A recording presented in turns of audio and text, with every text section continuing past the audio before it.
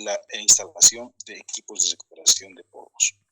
Habíamos dicho ayer que los gases, como salen del horno calientes, entonces al salir calientes arrastran normalmente sólidos. Cuando arrastran sólidos, esos son polvos. Arrastran vapores, cuando salen son líquidos. Entonces en eso se llaman nieblas. O sea, una niebla es una mezcla de un gas con partículas líquidas. Y finalmente las mezclas de gases, ¿no? Todos esos contaminan el medio ambiente y por ese motivo es que se decide utilizar después de la salida de los gases del uso siempre estos equipos de limpieza. En el gráfico de abajo tenemos distintos tipos de polvos como ejemplos, ¿no? En el caso del polvo metalúrgico, polvo de cemento, que es las características de un tamaño de partícula. En las abscisas tenemos el tamaño de partículas en micrones. Entonces, como comparación, humo de tabaco, óxido de zinc, óxido de hierro, óxido de plomo, trióxido de azufre y ácido sulfúrico, como problemas para recuperar con los equipos recuperadores de polvos. Y en la parte inferior tenemos una descripción de los equipos que se utilizan para recuperar estos polvos. Los equipos tienen sus limitaciones en cuanto al tamaño. Mientras más pequeños sean estas partículas sólidas, requerirán equipos con mayor perfección para su recuperación. Los más sencillos son las cámaras de polvos, que pueden recuperar partículas hasta 10 micrones aproximadamente. Luego los ciclones similar a los hidrociclones utilizados en hidrometalurgia y en concentración de minerales, simplemente que acá el impulso es neumático. Los filtros de sacos, que son una especie de filtros de mangas que permiten recuperar estos materiales sólidos. Los scrubbers, que en realidad los scrubbers, su traducción serían los lavadores de gases, que tienen una mayor capacidad para recuperar partículas más pequeñas. Los Venturi Scrubbers, que recuperan partículas mucho más pequeñas, porque al introducir este concepto de Venturi, quiere decir que se angosta una parte del equipo y se obliga a pasar a todo el gas empolvado por una área pequeña.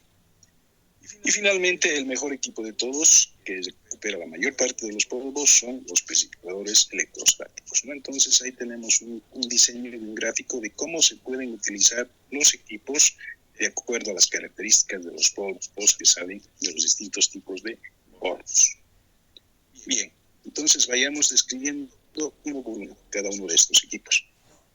Primero vemos cámaras de polvos, ¿no? Las cámaras de polvos, cámaras de choque, también se llama, que están constituidos por equipos similares como en el diagrama, donde el gas empolvado ingresa mediante un conducto angosto de un diámetro 1, pequeño, y luego se abre a un recipiente donde el diámetro es mayor, un diámetro 2.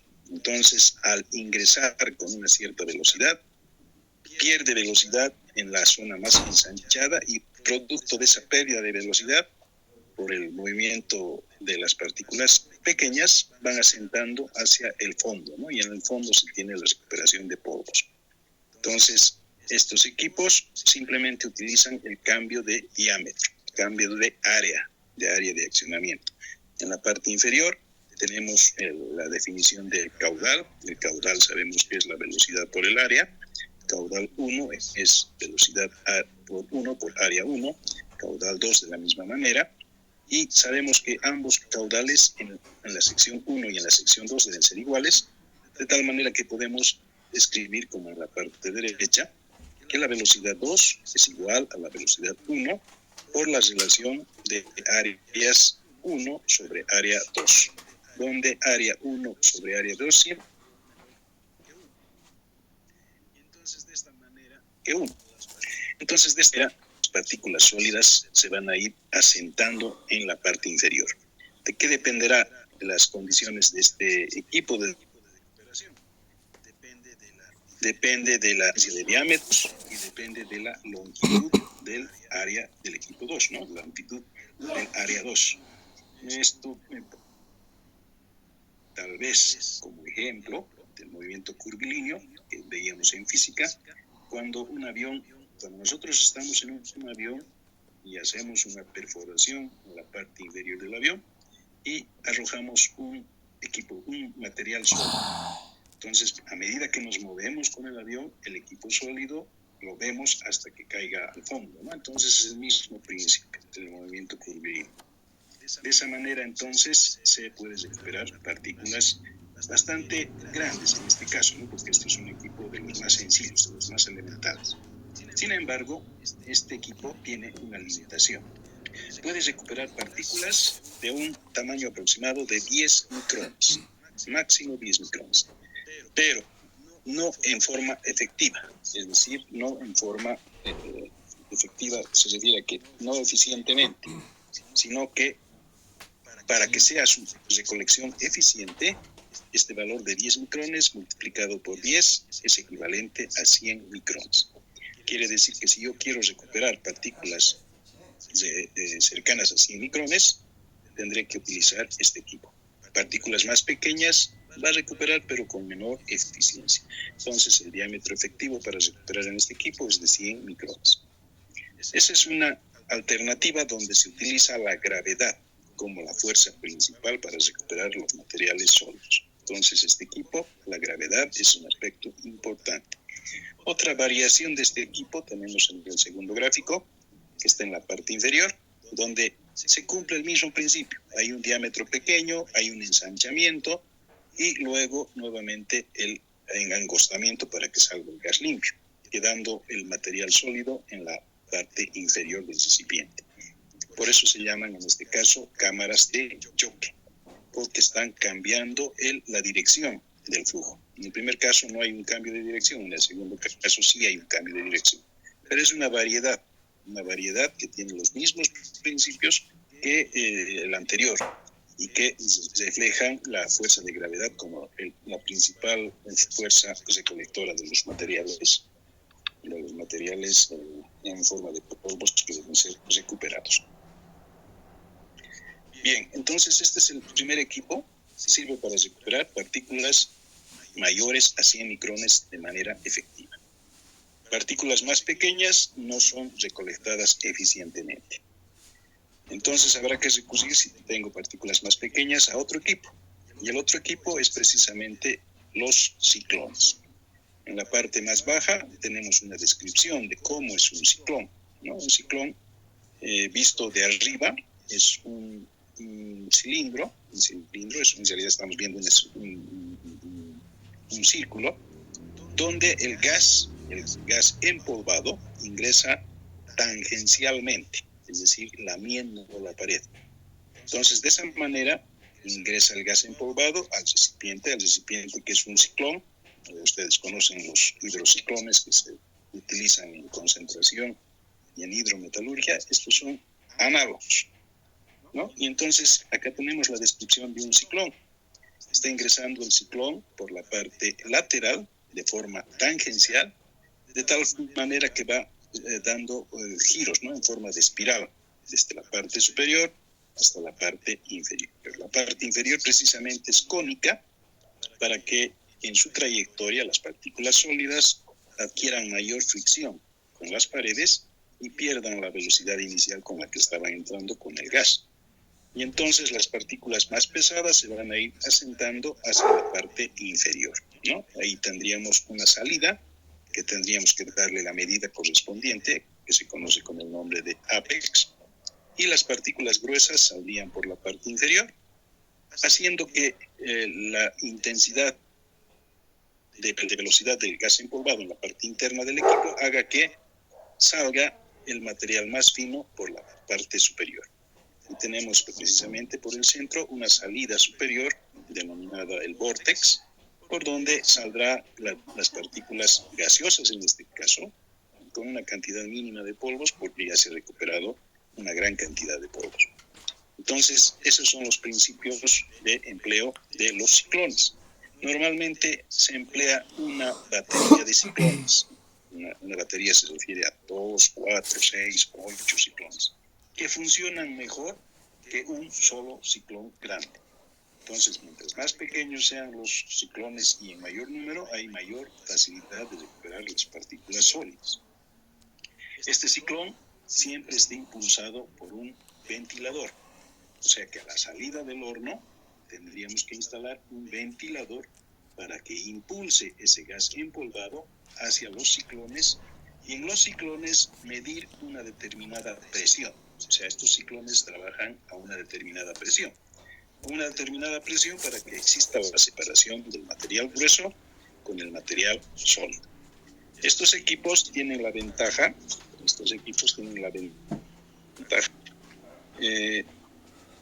son sencillos en su construcción, no tienen partes móviles, es placa de planchas de acero solamente. Entonces es sencilla su construcción y necesita un impulsor para que ingrese el gas empolvado, igual que en el caso de los hidrociclones, ¿no? En hidrometalurgia y concentración de minerales. Las bombas impulsan la pulpa hacia los ciclones para la separación. En este caso no es una bomba, sino es un ventilador que impulsa el material empolvado para que se produzca la separación del material grueso con el material fino. Algunas características del diseño tenemos en el lado derecho, donde tenemos valores de algunos tipos de ciclones para su construcción y diseño, ¿no? Entonces, esas son las principales características en el empleo de ciclones. Entonces, estos ciclones utilizan normalmente la aceleración centrífuga. En el caso anterior, la fuerza principal era la gravedad. En este caso es la aceleración centrífuga. Entonces, mediante la aceleración centrífuga, podemos determinar que esta velocidad que le dan al gas empolvado depende inversamente proporcional del radio. Mientras más pequeño sea el radio del ciclón, mayor impulso y velocidad necesitaré para efectuar la separación. Sin embargo, este equipo es el más adecuado para partículas más pequeñas. En el siguiente cuadro tenemos precisamente la instalación de unos dos ciclones que están en una batería, donde hay un impulso del material que está ingresando por la parte lateral, por la parte superior. El material grueso en la parte inferior, podemos ver que hay un motor con gusanos con espirales de recuperación del material sólido, que va sacando el material sólido, y por la parte superior es por donde se impulsa el gas ya bastante limpio. Entonces, esa es la característica de los ciclones. Entre ventajas en el empleo de ciclones, tenemos un bajo costo de capital. Otra ventaja es no tiene partes móviles y su mantenimiento, por lo tanto, también es fácil, es económico el mantenimiento de estos equipos. Necesita un impulsor, es una de las características para impulsar el gas empolvado y producir la separación. No tiene limitaciones de temperatura, pueden ingresar gases calientes, muy calientes, y no afectan al equipo. Lo que sí afecta es el contenido de humedad. Si hay algo de humedad, entonces una cantidad de los polvos puede adherirse a las paredes y provocar problemas en ir obstruyendo con el tiempo las salidas correspondientes, ¿no? Otra característica importante es que también no necesita mucho espacio, se necesita poco espacio.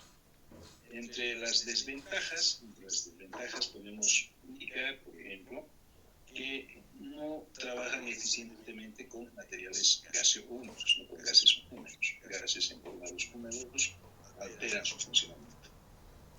Y en cuanto a las características del funcionamiento de los ciclones, podemos decir que los ciclones trabajan para capturar partículas de un tamaño mínimo de un micrón, pero como en el anterior caso hemos dicho que ese es el diámetro mínimo de captura, para un trabajo eficiente hay que hacer unas 10 veces más este tamaño. Quiere decir que trabajan efectivamente para partículas de 10 micrones. Entonces, si tengo partículas mayores a 10 micrones en unos gases que salgan de algún horno, es adecuado el empleo de los ciclones para recuperar las partículas partículas más pequeñas, menores a 10 micrones, también van a ser recuperadas, pero con menor eficiencia. Entonces es importante determinar el tamaño de partícula para ver el empleo de estos equipos en la recuperación de los gases empolvados. Bien, acá tenemos justamente el detalle de la aceleración centrífuga, donde la aceleración es inversamente proporcional al radio, ¿no? Entonces, esos parámetros sirven para efectuar el cálculo y el diseño de las aberturas tanto del ápex como del vórtex, además que determinar la presión que va a trabajar dentro del ciclón. La presión es un parámetro importante. Si varía la presión, varían los grados de separación entre partículas finas y partículas gruesas. Bueno, eso es el segundo equipo entonces que se puede utilizar para recuperar polvos en gases que son emanados de los poros, ¿no? Normalmente siempre salen gases empolvados y esos gases empolvados deben ser recuperados de esa manera. El tercer equipo es el conocido como filtros de sacos o filtros de mangas. Filtros de sacos o filtros de mangas. Su nombre en inglés es Baghouse. Y la descripción es la siguiente. Esto es similar al trabajo que hace una aspiradora, ¿no? Entonces, se coloca un filtro y se aspira, ¿no? Se aspira. O en este caso, en lugar de aspirar, se coloca un filtro y se impulsa el gas empolvado para que este gas, al pasar por el filtro, quede atrapado a las partículas sólidas y permanezca en el flujo con las partículas gaseosas. Entonces, los filtros de mangas o filtros de sacos, están conformados por partículas, películas, por telas filtrantes, por mangas de tela filtrante.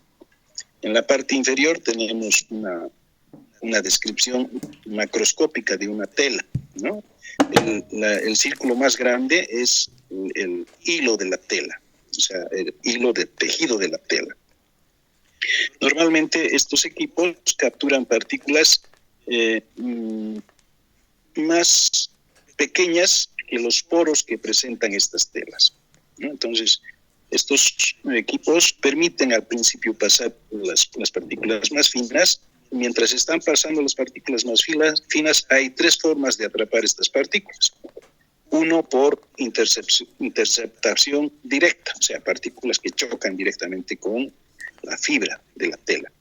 Otra, por impacto por inercia, que es en la parte superior, o sea, impactan y por inercia se quedan adheridas a la tela. Y el otro, por atracción electrostática, ¿no? Son las tres formas en las que pueden atrapar las partículas estas telas filtrantes. Entonces, una vez que se empieza a coleccionar las partículas sólidas se adhieren a la tela filtrante de las tres maneras, ¿no? Por atracción electrostática, por impacto por inercia o por impacto directo. Y nuevamente van adhiriéndose este tipo de partículas hasta permitir el flujo del gas empolvado, impidiendo el paso de las partículas sólidas y permitiendo solamente el paso de las partículas más gruesas. Entonces, además, en este equipo, el polvo que queda adherido a las telas,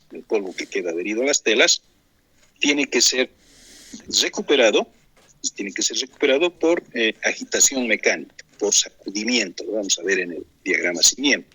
Por sacudimiento, es decir, las telas reciben todo el material sólido. Una vez que ya se ha saturado el filtro, o sea que el cambio de presión es demasiado grande, entonces estas telas empiezan a sacudirse, a vibrar, ¿no? A vibrar por algún medio mecánico. Y el material sólido cae al fondo, permitiendo nuevamente el empleo de este filtro para recuperar las partículas sólidas. Esa es una forma. Otra forma es aplicar inyección de aire inverso, es decir, parar el flujo de gas y una vez que el material sólido esté adherido en las telas, en la parte posterior de la parte externa, al contrario al flujo del gas empolvado, insuflar aire en contracorriente. Al insuflar aire en contracorriente, logra el desprendimiento de estos materiales sólidos y su recolección en la parte inferior. Veamos cómo es un filtro de sacos. Este es un filtro de sacos, ¿no? Entonces acá tenemos la descripción. Vamos a verlo con más detalle.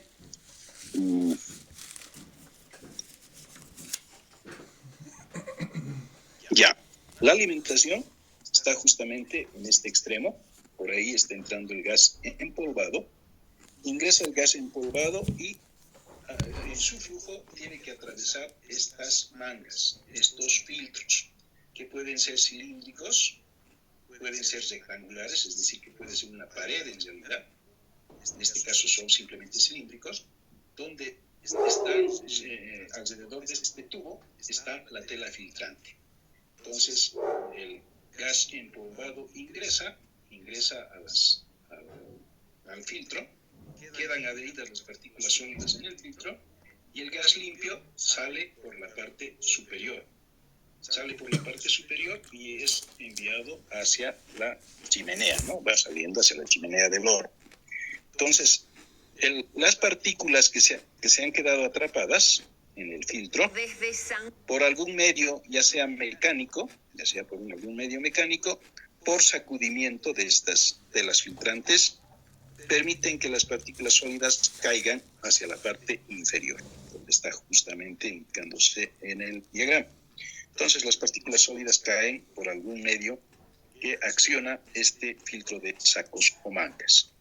El medio de accionamiento puede ser mecánico. Es decir, que acá puede girar un excéntrico.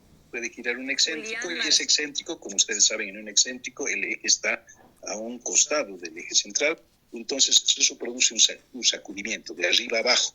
Y estas telas sacudidas de arriba a abajo permiten que el material caiga hacia el fondo.